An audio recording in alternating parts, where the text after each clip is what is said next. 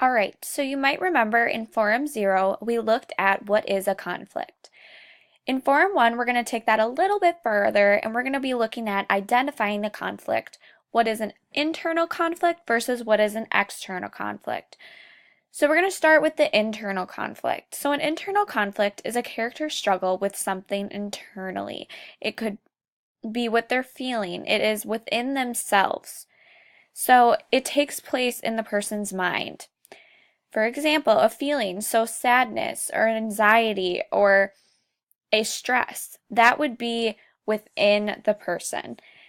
They could be struggling with making a decision or overcoming a fear.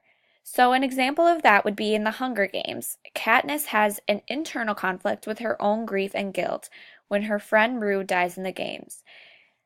Her own grief and guilt is what the internal conflict is. And that is because she is feeling it within herself. When we look at this, we compare it with external conflict. And an external conflict occurs between the character and something or someone else. So, for example, the character could struggle with another character. They could be fighting or disagreeing or some outside force, a situation, a society, or nature. If someone is caught in a storm, that could be considered an external conflict.